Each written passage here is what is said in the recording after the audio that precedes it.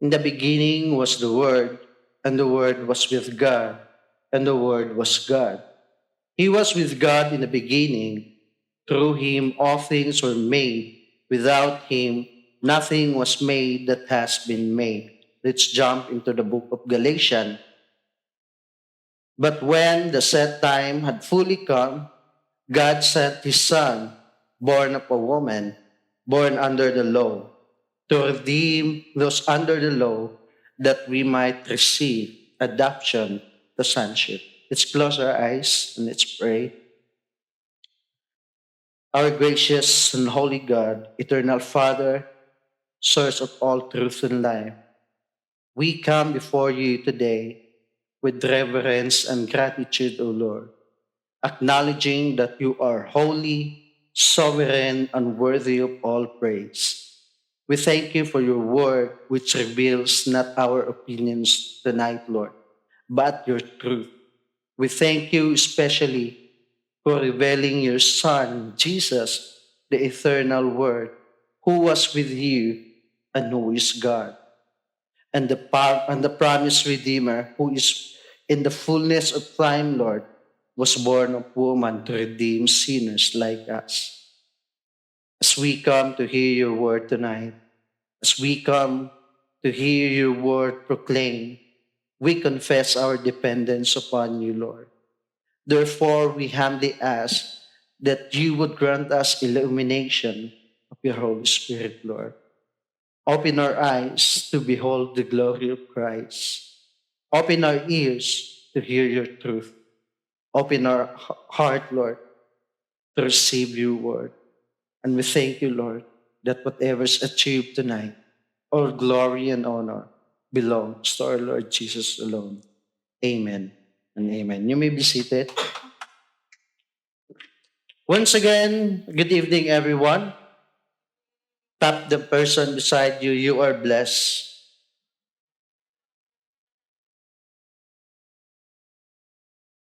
So before we proceed to our discussion for tonight, let me ask you this question. Kinsa man si Jesus nimo personally? Who is Jesus Christ to you? A good teacher, a friend, or a savior?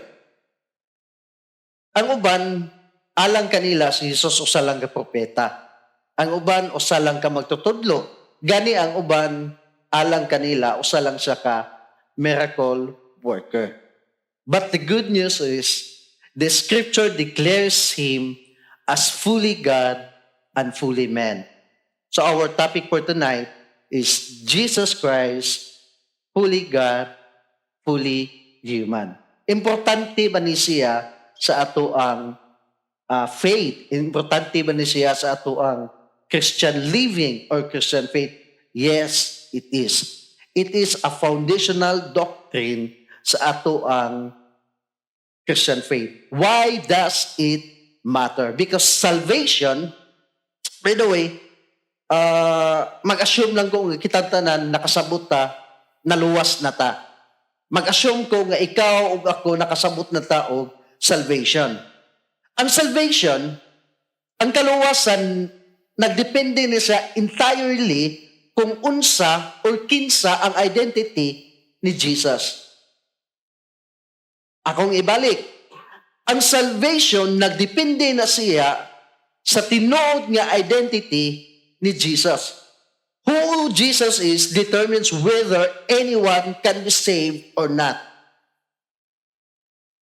If he is not God, his sacrifice cannot satisfy the infinite justice of God. Akong balikon, kung dili siya Ginoo, dili niya masatisfy ang infinite justice ni God. If he is not human, he cannot stand in the place of sinful humanity.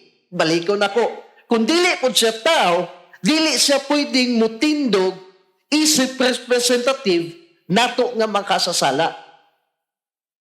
Nakuha ba? Importante ba nga mahibawan nato sa law nga ang iyang identity as God and also as man. Importante kayo na.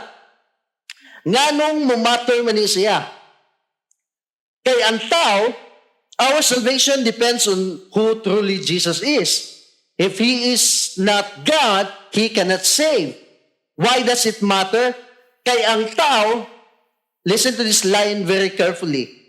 Ang tao, dili niya kayang bayaran ang sala nga ang silot walay katapusan. Man could never pay the penalty for sin. Ang sin offense na against the holy and infinite God. Asa siya offense? Sa holy and infinite God. Pero noon saan man pagbayad sa tao, kung ang iyang nasadan, infinite. Ang iyang nasadan, perfect. While ang tao is imperfect, finite na ay kinutuban ang tao. Kaya noon saan man mo pag-abot sa bayad sa imuhang giutangan. Gani, kung sa tao ka mangutang nga ay gitawag og interest rate. Pero sa Ginoo, tupong, unsa imong giutang mao imong bayaran. Kinsa imong giutangan dapat pareha mo og level. Nakuha man ninyo? Pero noon saan na nato pagbayad? Ang Ginoo perfect, kita imperfect. Ang Ginoo way kinutuban, kita naa. Unsa man na pag-abot ng duha? Diha na musod ang essence nganong kinahanglan God, nganong kinahanglan ang identity as God nga baoy mo bayad sa sala. Listen to this line. Only someone who is fully God has the infinite value and power to satisfy the divine justice of God. Nakuha ba? Only someone who is God has the infinite value and power to satisfy divine justice. Nganong mumatter man sa siya? Nganong mumatter man nga kinahanglan mataw siya? God naman siya, di ba? Ako tong i-discuss ganiya. Karon, kay ang God, kung identity niya as God, dili po siya qualified to pay for our sin. Huwag mo naglibog. Kung tao lang siya, dili siya qualified nga mobayad sa sala. Kung Ginoo po siya, mao na po ninga line, dili gapon siya qualified mobayad sa ato ang sala. Always, kaninga line, paminaw mo, God can never represent humanity. Ang redemption, ang kaluwasan, nag-require siya katong truly identifies with humanity. Kinahanglan ang mubayad sa sala, kinahanglan na-identify siya as human. Nagkinabuhi siya under the law. Only a person who is fully man can fully experience temptation, suffering, and death on our behalf. Importante kayo. But the good news, brothers and sisters, mao ni si Jesus maoy ni bridge ana nga gap nga kita makaduol sa Father. Kita makaduol sa Dios Amahan. Diha pa lang daan, pwede na tayo mag-closing prayer.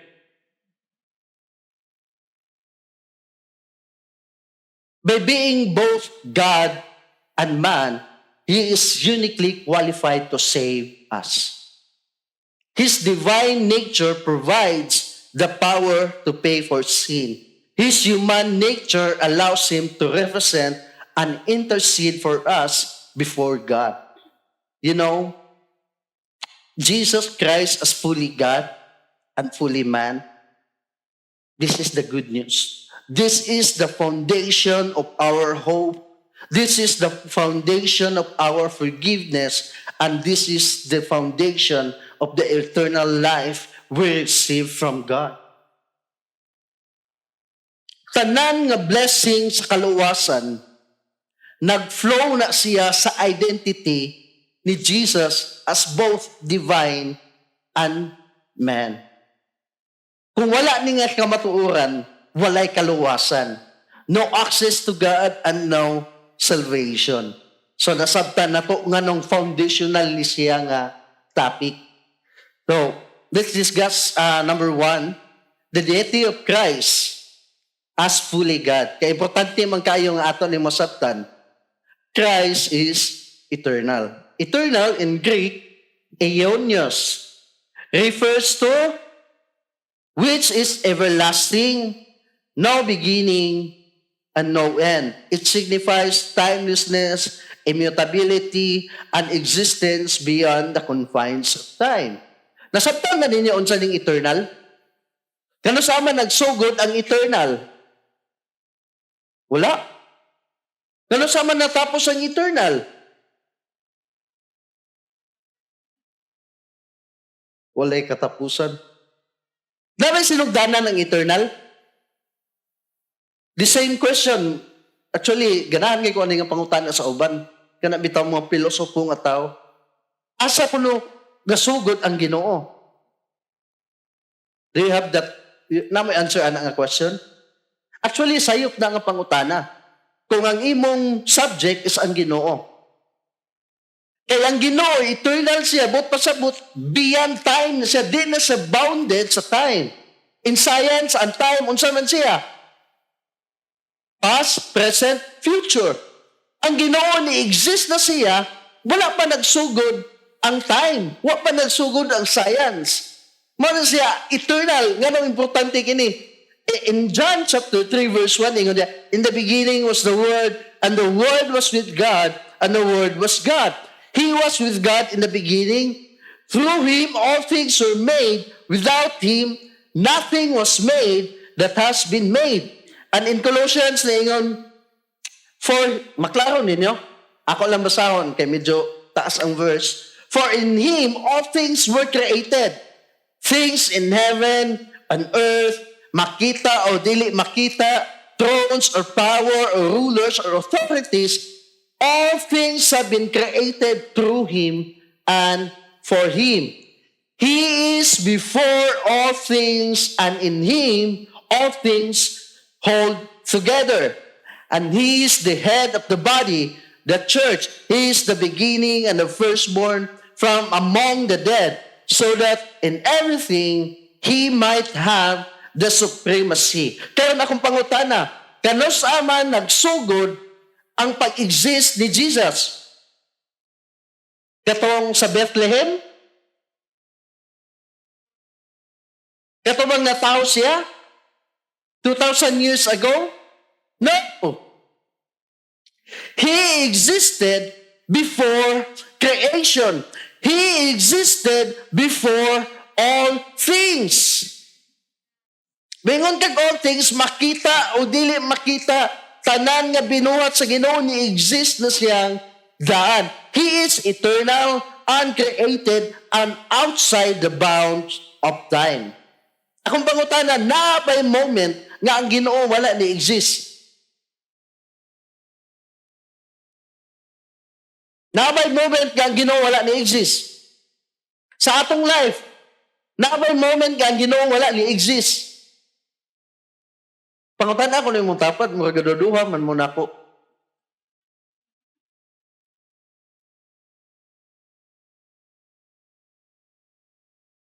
Kadadahan kayo. Nganong important nga matugkad nato ni nga kana bitawng eternal si Christ? Wa mo nakapangutana na, okay, bao naman may nga eternal. Unsa may connection sa ato ang salvation? Unsa may connection sa grasya nga atong nadawat? Listen to this line very carefully. Nindot kini mga igsoon. Gani ako nga nagtuon, kaila ko ani. Kay as if, kana ay, digid as if, karon bagid ko na kay bawan eh. Nganong kinahanglan man, nga eternal si Christ. Nganong importante nga matugkad na to, nga eternal si Christ. Mao ni. Only someone who is eternal can bear the consequences that would span eternity. Awa, ang bayad sa sala, way katapusan kamatayon. Kung dili eternal si Christ, basin pohon, kita na sa imong balik og kanang dawat sa maong silot. But the good news is, He is eternal. Ang bayad sa atong sala na eternal, kaya niyang bayaran. Di ba, nindot kayo? Ang pagplano sa Ginoo sa redemption, nga ikaw ug ako luwason ta, dili ni katong nahitabo nga si Adan ug Eve ta kasala. Nahitabo ang plano sa redemption ever since the world began.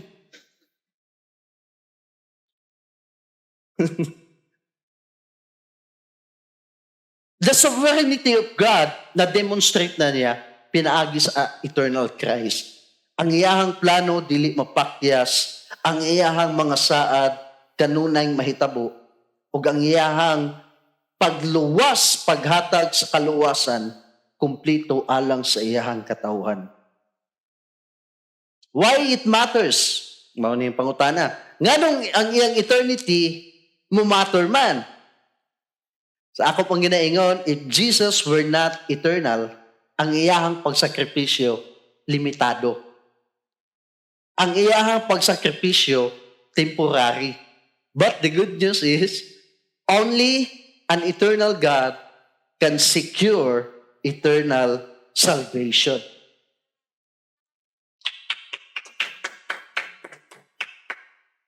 Pero natugkad. Wala mo naglibog nganong eternal siya. Oo. Anto na ta sa ikaduhang point, under point 1. Christ possess the attributes of God. Dili lang igo nga eternal siya para muluwas na to. Wala mo naglibog. Medyo complicated, no? Daghan na po guding, kumbaga ba, kung nanarbaho ka, daghan kayo og requirements. Same sa kaluwasan, daghan kaayo og angay buhaton para ma-achieve ang kaluwasan. Daghan kay requirements para mabayaran ang atuang sala. Dili lang nag-require nga eternal siya, kundi kinahanglan mapuset niya ang attributes ni God. In Colossians chapter 2 verse 9, ingon dinhi, for in Christ all the fullness of the deity lives in the bodily form. Si Christ dili lang kanang eternal, kundi na-possess niya in fullness kung unsa ang attributes sa God the Father. Unsa man, this includes, number 1 is omniscience. Mabasa man ninyo, omniscience, di lang nako kay maabtan tag-ugma, actually taas kini nga message. Tanawa lang sa reference. Omniscience means all-knowing God. That includes your personal, sa corporate, individual, sa group, tanan na sayod ang Ginoo. That includes past, present, future. Second, He is the omnipotent God. It means, in short, all-powerful. Walay butang nga dili kayang buhaton ang Ginoo. Third, He is omnipresent. It simply means everywhere He is present. Mabita ito ng utana ko, sa imuhang personal life, naabay time nga wala ni exist ang Ginoo. Naabay time nga dili present ang Ginoo sa imuhang individual life.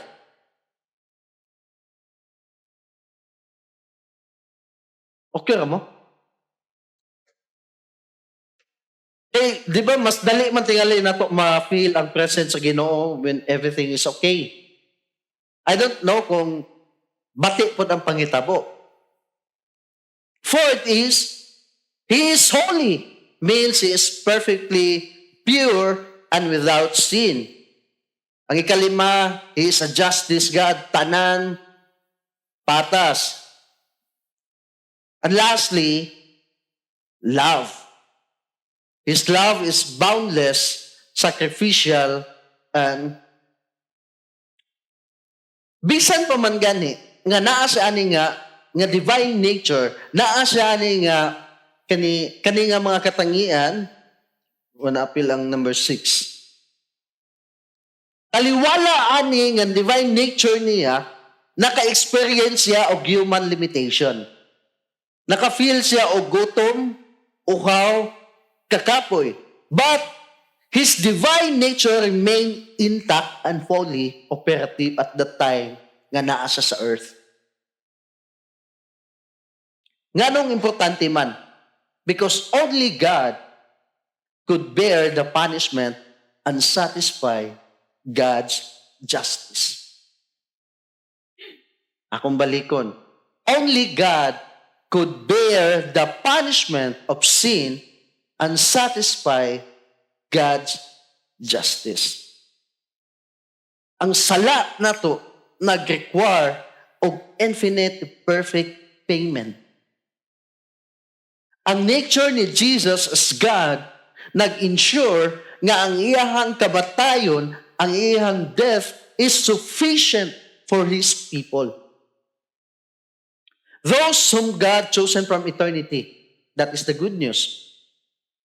Without Christ being fully God, the cross would be powerless. The resurrection is meaningless and redemption is impossible. Third, Christ claims divine authority and worship.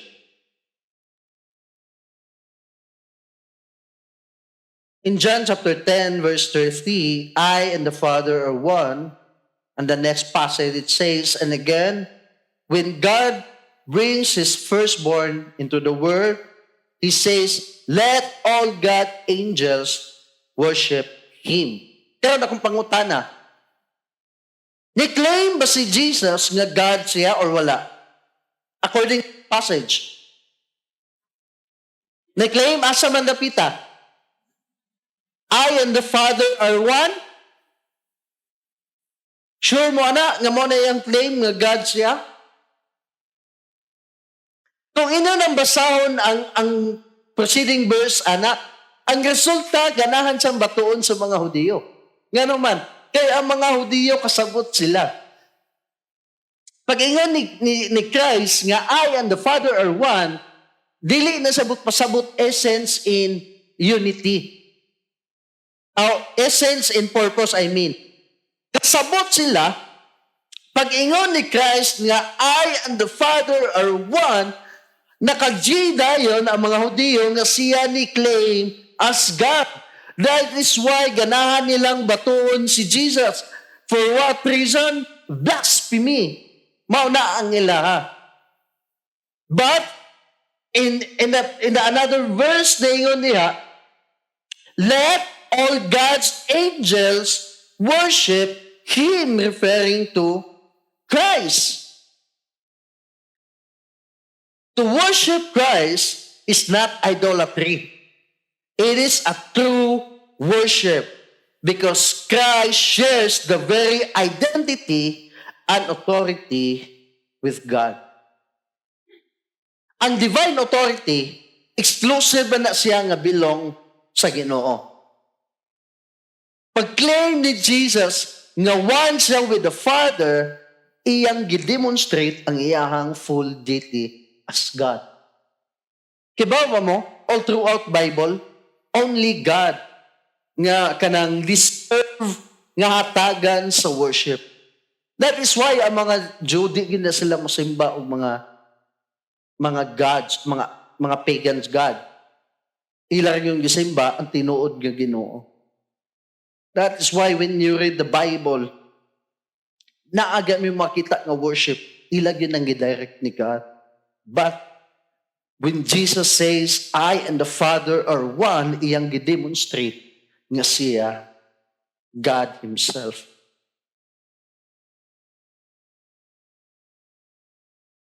Kung si Christ, dili siya God, iyang authority illegitimate.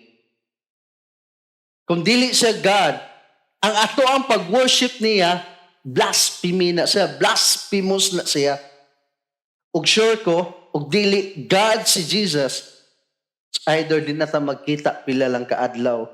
Makita tingali ta og one Sunday, but maybe next Sunday, wala na. So, na-establish na ba nga si Jesus fully God? Agree ta tanan nga fully God siya? Okay. At ta sa second point, ang humanity ni Christ, that He is a fully man. Ingon din in Galatians 4, but when the set time had fully come, God sent His Son, born of a woman, born under the law. Ang iyang pagkatao dili na by accident. Ang iyang pagkatao dili symbolic. Kundili, giplano yun na sa Ginoo ever sa foundation sa tanan. Ingon din when the fullness of the time had come. That means nga ang pagkatao ni Jesus, tinuod yun na hitabo. I don't know kung gadungog mo nga na ay man-claim nga ang kanabitang pagkatao ni Jesus, muralag ka ng novel, muralag ka ng mga fantasy, muralag mga fiction. I don't know kung nakadungog ba mo ingunana. But kung ano lang paistoryahon, ang pagkatao ni Jesus, tinuod gayon nga nahitabo. Importante kaayo ni nga kanabitang ma-establish sa atuang faith nga fully tao gyud siya. By the way, wala mo naglibog nga fully God, fully man? Magtanaw sa huban na hybrid. Di ba, ingon ana man og dating. Gani, to prove that natawag si Jesus, ni-experience din niyo physical needs. Unsa may needs si Jesus, the time. Physically, yan na-experience. Gibati ba siya kagutom? The time nga to nag-fasting siya? Yes. Gibati ba siya og kauhaw? Katong gilansang siya? Yes. Natuog ba siya? Yes. To prove nga niagay yun sa pagkatao ug natao yun siya, na po siya emotional experience. Naaba mo emotional experience. Malipayon pa kay gahapon, magulanon sunod adlaw, di ba? Na may ingon ana. The time to prove nga si Jesus na ang experience. Remember the story of Lazarus? The time nga namatay si Lazarus, unsay ang gibuhat, nihilak siya. Third, na-experience siya og limitation as human. Unsa man, di ba, ingon ang Bible, he grew up in wisdom and stature, di ba? Learning and maturing as man. Nga nung importante man, crucial kayo ni, kay ang iyang humanity, I love this line, his humanity was real, but not fallen. He shared our nature, not our corruption. He was like us in every way, but except sin. His humanity was genuine, complete, and perfect.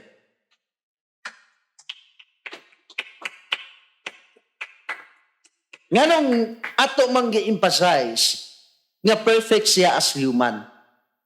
Nganong gi-emphasize man nato, iya natawag yun. Nganong kinahanglan man natong establish nga dili libuthoan na siya og kalit ni edad og 30 anyos na nag-ministry. Nganong kinahanglan man ma-establish sa atuang heart, sa atuang mind nga naagay Savior nga natao 2,000 years ago. Nga gikan sa pagkabata ni dako siya. Nga sa iyahang pagdako along the journey sa iyang life, ni bati sa kagutom, ni bati sa kaguol, hantod nakat-on siya og kanang unsay angay makatunan. Nganong kinahanglan man nato na ma-establish? Kay essential kaayo sa ato ang salvation, ang humanity ni Christ. Ngano man, kay ang redemptive plan sa redemption ni Lord nato, mao ni nag-require og representation og substitution. Akong klarohon na, kinahanglan gayud nga ma-establish nga tao si Jesus. Kay ang redemptive plan sa Ginoo, ang redemption, requirement ana kinahanglan na ay substitution ug na ay representative.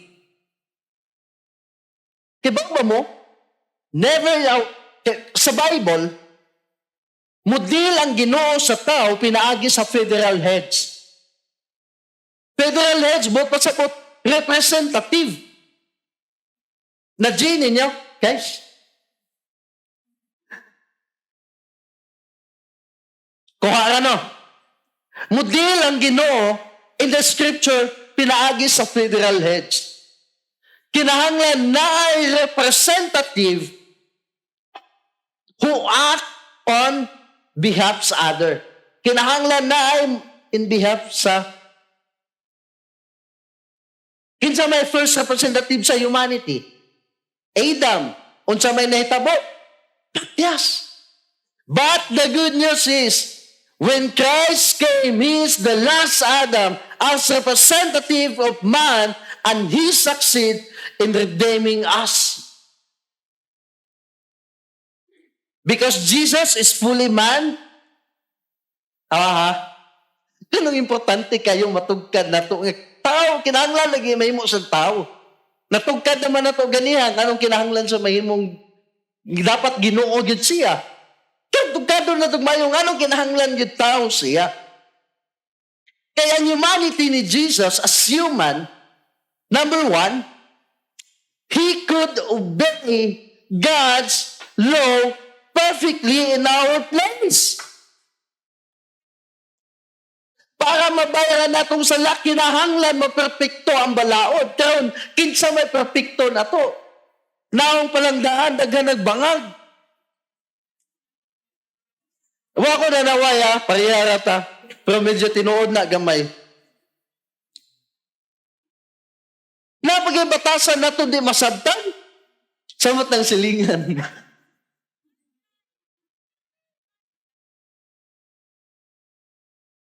Naong palangdaan, pa'y criminal suspect na. Ito, pa'y gibuhat ba? Dautan na kayo. Diya palandaan ha. Wapag kita gibuhat na natin sala. Kaya nun, saan man na ito pag-meet sa perfect standard sa Ginoo? Kinahanglan ang representative nato, kinahanglan nakabuhat perfectly sa law. Kita mo na itong ipaatubangan. Gerald? O mahal ni mo nagbuutan sa mong grupo.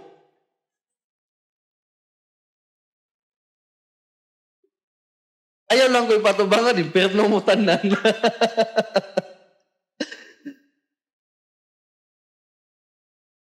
Second, He could suffer and die as a substitute for sinners.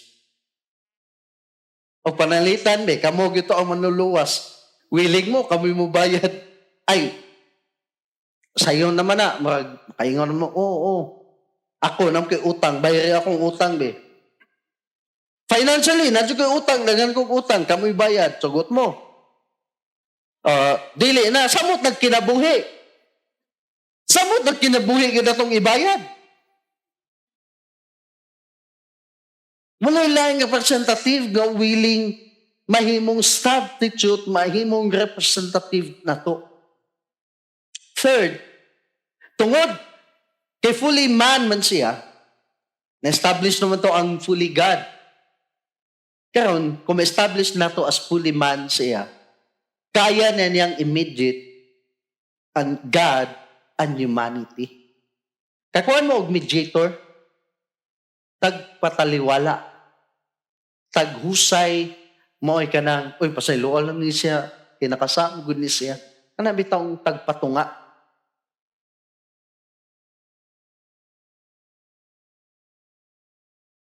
Christ did not merely make salvation possible. He actually accomplished for His people ang iyahang pagtuman, ang iyahang obedience, na-count as nahimong obedience na to. Ang iyahang pagkamatarong His righteousness, nahimong atong righteousness. That is why, in Judgment Day, kung maatubang ta sa Father, Dili ang atuang kabati ang makita sa Ginoo.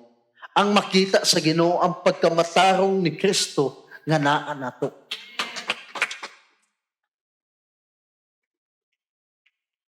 Dili man gyud ta perpekto, pero during judgment time ang makita sa Ginoo nato ang perpekto ni Kristo nga naa sa nato. That is why dili ta ma-judge sa Ginoo. Instead, mabilong ta kung asa ang iyahang kingdom.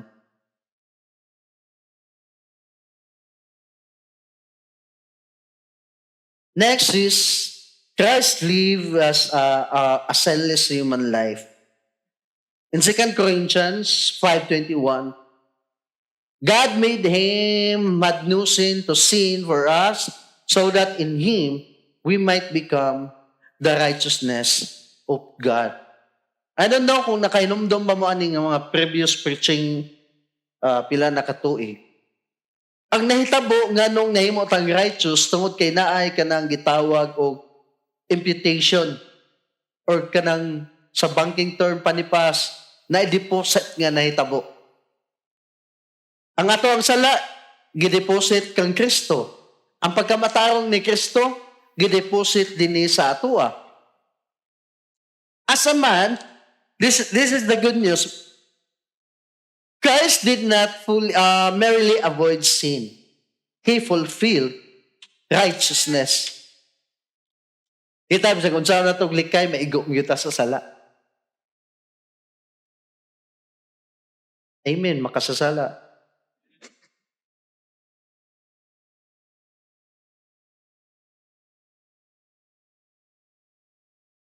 Ang tinuod nga kana bitang substitutionary, naglibog ko sa paglito. Kanang atonement nga substitute, nag-require na siya both one, perfect obedience sa law o righteous penalty for sin. Ang active obedience ni Christ nga nag-refer sa iyang sinless life, mao na nakapa-earn og righteousness para sa iyang katawhan. O iyang passive obedience nga nag-refer sa iyang suffering and death, mao'y nag-satisfy sa justice ni God. Mato akong gingon ganiha, nga naay during sa 2 Corinthians, naay imputation nga nahitabo. And third point is, Christ suffered and died in human flesh. Isaiah 53, he was despised and rejected by mankind, a man of suffering and familiar with pain. Like one from people hide their faces, he was despised, and we held him in low esteem. Surely, he took up our pain and bore our suffering, yet we considered him punished by God, stricken by him, and afflicted. In verse 5, but he was pierced for our transgression. He was crushed for our iniquities. The punishment that brought us peace was on him, and by his wound we are healed. Wala ni nag-refer sa physical healing, kundi spiritual healing. Nga ikaw ug ako, napasaylo na sa Ginoo. We all like sheep have gone astray. Each of us has torn away, and the Lord has laid on him the iniquity of us all. It simply means, ang imuhang sala, dito gihapak sakban. Ikay utangan, lain mo gipaningil. Ingon ana ta kabagagnaw. Lahi pa nga term, paugatay. Kinsa mo hindi matawag ng paugatay?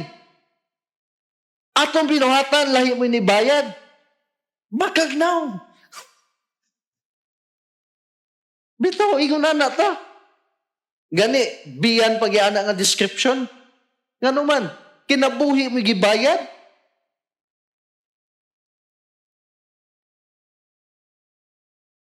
Giyon sa pag-present ni Isaiah din ang Christ, a suffering servant.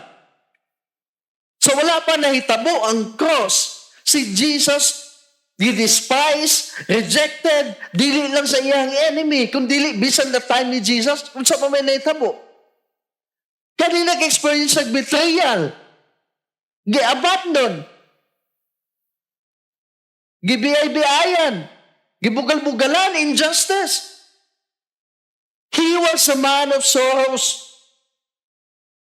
Tanan nga kasakit iyang naantos, emotional, physical, unsa pa, spiritual agony. Ang iyang mga pag-antos, dili ni symbolic. Tinuod ni nga nahitabo. His suffering was not symbolic or distant. He endured physical pain, emotional pain, and spiritual suffering. Gani, sa Isaiah nga atong gibasa, He was pierced for our transgression.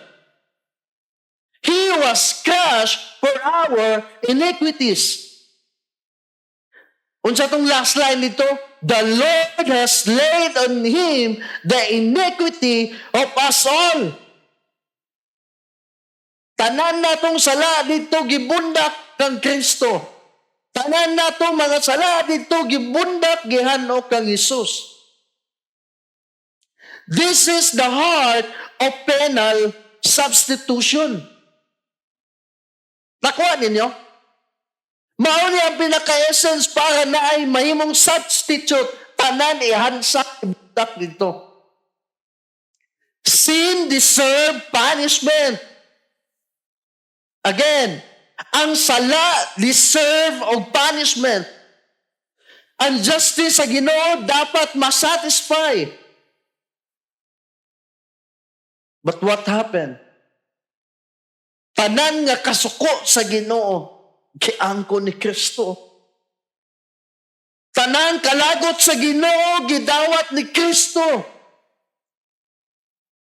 Maunang naa kay kaluwasan, maunang naa kay kaluwasan nga naangkon nato karon. That is the good news. And this is my personal commentary. Only one who is fully man could suffer and die. Only one who is fully God could bear the infinite wrath and satisfy divine justice completely. Christ's sacrifice was infinitely great. He stepped into our place, bore our guilt, and absorbed the full weight of God's righteous wrath. Brothers and sisters in Christ, himua nga ang pag-antos ni Kristo dito sa krus may magpahumble nato. Again, let the suffering of Christ humble us. Ang imong sala, ang atong sala, mautoy gi-require. Ingon ato kabugat ang requirement para mabayaran natong sala. Mo nang nakadawat na og certain redemption. Complete salvation tungod kang Kristo. Ang tawag ani nga doctrine, which I'm going to explain, this is that nga si Jesus fully man, fully God, ang tawag ani is hypostatic union doctrine. Simple ang definition ani. It is the biblical doctrine that Jesus Christ is one person with two distinct nature. Unsa man? Fully divine and fully human. United without confusion, without change, without division, without separation. He is not two person. Akong taron, dili siya duha ka tao, dili po siya mixed breed. Dili po siya hybrid. Kundili, He is one. He is Christ. He is eternal God and truly man. Motong nindot kayong kanta ganiya kung who is this God? It described that Jesus is fully God and fully man. In Philippians, lingon din ni chapter 2, 6 to 8, who being in very nature God did not consider equality with God something to be used to his own advantage. Rather, he made himself nothing by taking the very nature of a servant, being made in human likeness and being found in appearance as a man. He humbled himself by becoming obedient to death, even to the death of cross. Nawala ang pagka-Diyos ni Kristo sa dihang nahimo siyang tao. Akong balikon, nawala ang pagka-Diyos niya katong nahimo siyang tao. Kundili nahimo rato siyang addition sa iyahang personality, sa iyahang identity.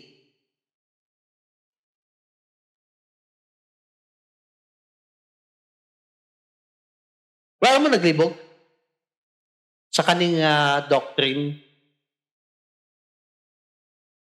Nga nang importante kayo ni nga ma-establish nato ni nga doctrine.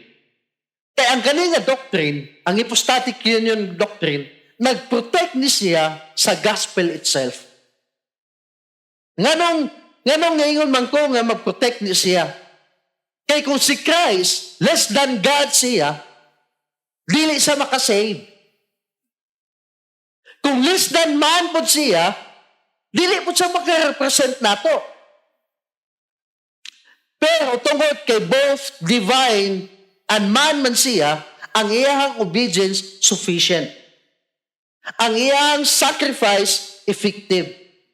Nga iyahang pag-mediate nato between God and man, perfect.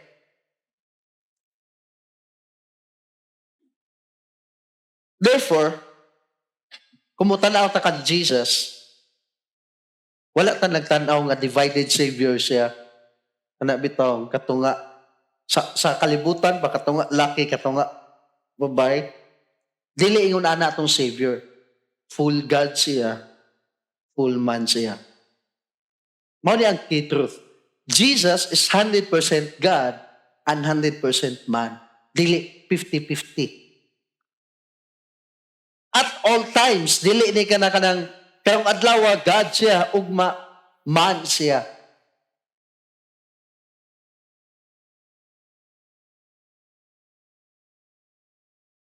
And lastly, nganong ang deity ug humanity ni Christ mo matter man?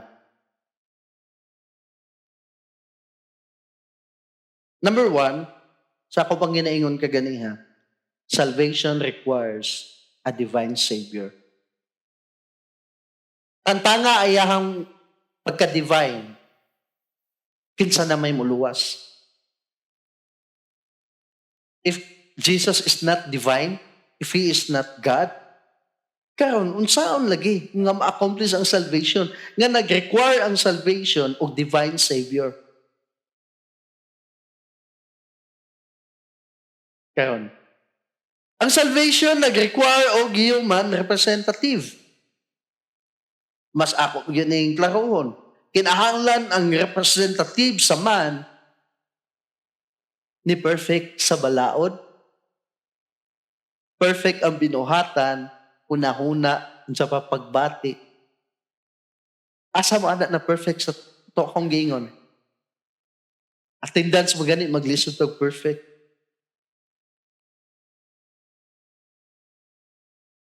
Medyo sayon-sayon na ni nga kanang dulduol tas tinuod no nga daghang sakto sa atong binuhatan. Ang sure jud ko nga daghang kay tagak ang kaning pagbati ug una-huna. Murag buutan kay skuan ba kana bitaw gawas. Pero ang sud ay kanang ano lang uta magkasinabot man ta dihan dapita. Kita-kita raman. That is why, mas ma-appreciate nimo ang Savior nga atong gi-worship. Kaya kung dili lagi siya, kinsa man. Ambot nagagmusugot ba ni Alvin?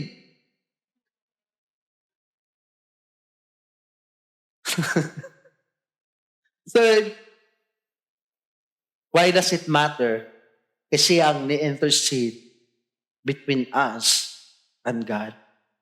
Kaya kung wala ang iyang intercession, dili mo pasaylo ang Ginoo. Perfect payment ang need sa Ginoo. Para masatisfy. Kaya kung mo masatisfy sa Bisaya, o pagtagbaw, nindot ni nga term, para matagbaw ang kasuko sa Ginoo. Di mo mas nibugat na noon. Para matagbaw ang kasuko sa Ginoo, dapat ang ihatag niya bayad, perfecto. Kinsa may mutagbaw. Bisagot doon ba tag-ihaw din, kuha nga kayo.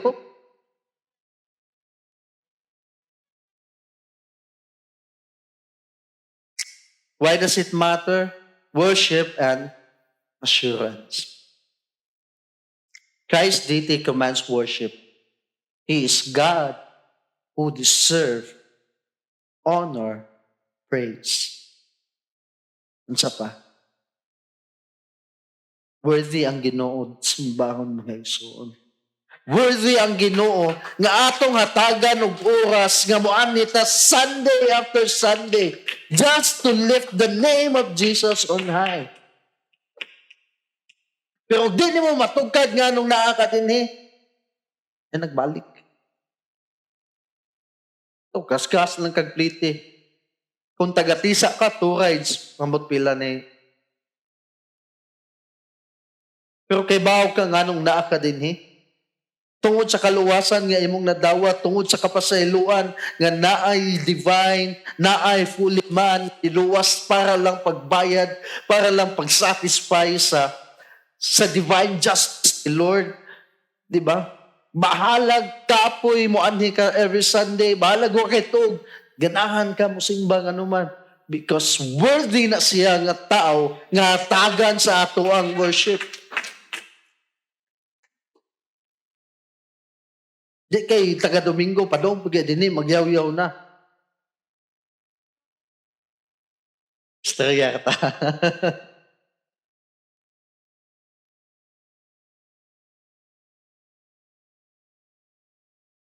Tungod kay si Jesus, fully divine, fully man. Iyahang deity ensure ang efficacy o power sa salvation. Ang iyahang humanity nag-ensure nga siya maka-represent nato, maka-intercede nato personally. So this is my final exhortation for this evening. Actually, dagan ko skip para lang yun maigo ang time. Try to ask yourself this question. Who is Jesus Christ to you personally? Muna akong bangutana sa intro. Is He just a good teacher? Moral example? Ano man? The scripture calls us to a higher understanding. He is your Savior. He is your Lord. Fully God to save. Fully man to represent you. Believe this truth. Trust ni Jesus. Worship Him as God. Follow Him as Lord. Let His dual nature, God and man, give you the confidence, hope, and assurance today and for all eternity. And lastly, mga tanan sa pagtindog. As John 3:16 reminds us, salvation is not based on who we are or what we can do. It is fully dependent on who Christ is. Fully God, fully man. He is the only one who bridges the gap between the Father and us. Let's all pray.